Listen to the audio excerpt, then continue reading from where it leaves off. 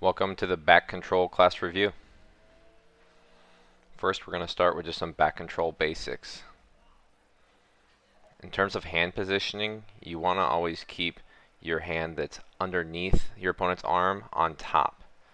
The reason is if they go to peel the hands off, you can still threaten a choke with the top hand. Both my feet need to be inside my opponent's thighs, known as my hooks, but I don't want to cross my feet like this, because my opponent can put their foot over the top of my crossed feet, create pressure downwards, and footlock me. The most common way to escape back control is to secure my opponent's top arm to prevent the choke. I then fall to the side opposite my opponent's top arm. I need to get that bottom leg out, that bottom hook, and then I'm going to shoulder walk to escape out of that bottom hook. I step my foot out, now I'm all the way out, and I need to win the scramble here. I can post on my opponent's far side leg or hip in order to get to side control. We also covered two submissions from the non-dominant position here.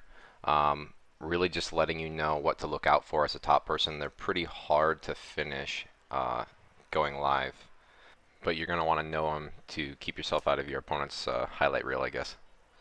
First here is you can get caught in a transitional arm bar. If your opponent gets your arm to the other side of their head, they pull your arm up at the elbow and pinch with their head in order to lock the arm in place. Also, there's this Darce choke where they get your arm to the other side of the head. They loop their arm around your head and arm, escape their hip from here, so you have to step over that bottom hook, just like when we were escaping, and move over to a Darce choke. So transition the arm, scoop the head, beat the bottom hook, lock up the Darce choke. Little detail here to finish. I want to lift my right elbow up in order to cut off circulation to my opponent's right carotid artery in this position. Next, we have some basic attacks from back control. If I'm going to choke my opponent with my top arm, I need to get underneath their chin. And typically they're blocking like this, keeping their head down. My favorite way to get underneath the chin when they're doing that is to switch my arms really fast. So I pull back and up with my arm and then switch so I can get the other arm underneath. Once I'm under my opponent's chin, a quick option is to use something called a short choke. So I lock a gable grip, push my elbow into my opponent's back to get pressure forward, and then even use my head, pushing my opponent's head forward to get that little bit extra pressure as I squeeze. The first of several collar chokes that we covered was the sliding collar choke.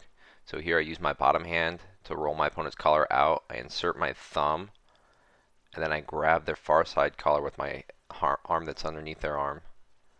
Now from here I'm going to rotate my top hand around and push my other hand straight down to finish.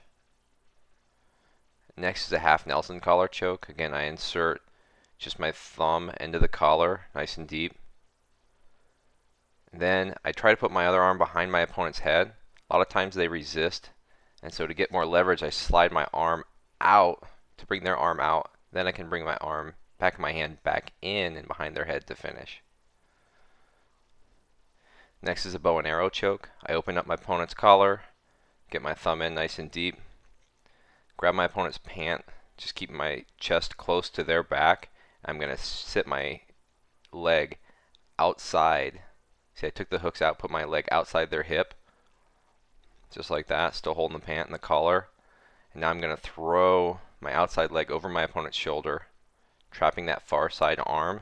Now I'm pulling in a circular motion with my hand to choke and finish. I can finish with the pant leg, or I can scoop underneath their leg to finish.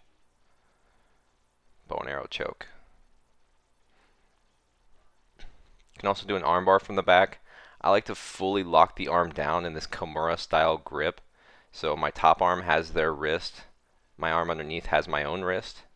Then I move my hand over their head. I use my tricep to push their head down.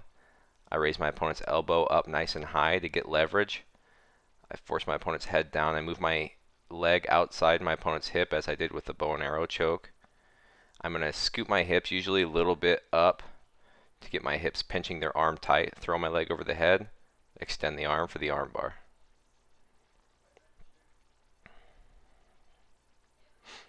we covered this weak side arm trap control position that I really like. So if we fell to the weak side, meaning to the side where my arm is underneath my opponent's arm, I can take my feet and just stack them here on my opponent's far side hip. If I want to trap my opponent's arm, I can use my top arm to trap. If I'm going to trap, I put my heel right into their elbow, and that helps me isolate that arm, and then again stack my feet. I can also use my bottom arm to trap my opponent's arm, in the same way. There's a lot of, any grip option. It's pretty easy typically to trap your opponent's arm. Here my opponent's actually grabbing my bottom arm, and I can trap again, bringing that arm down. From here we can set up a rear naked choke.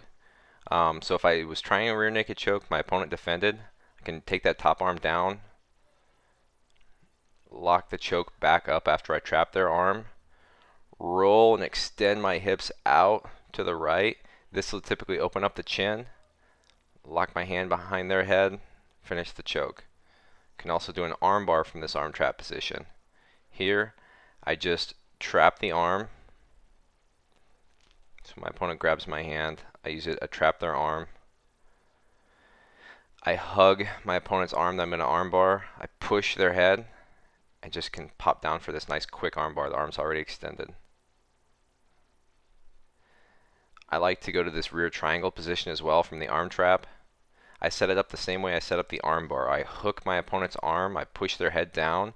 From here, their far side arm's fully trapped, so I just need to reach down and grab my own foot, and then just kind of butt scoot a little bit out, so my leg's above their shoulder, that far side shoulder there. Pull my leg across with my shin and lock up the rear triangle. From here, I typically will finish with an arm bar, but there are a lot of ways to finish. You can finish with different key lock style arm locks. Here's just a gooseneck arm, wrist lock rather. If I can pull my opponent's leg up and hook it, then it's pretty easy to finish the actual triangle choke itself. But even if you can't finish that, you can go for a toe hold here.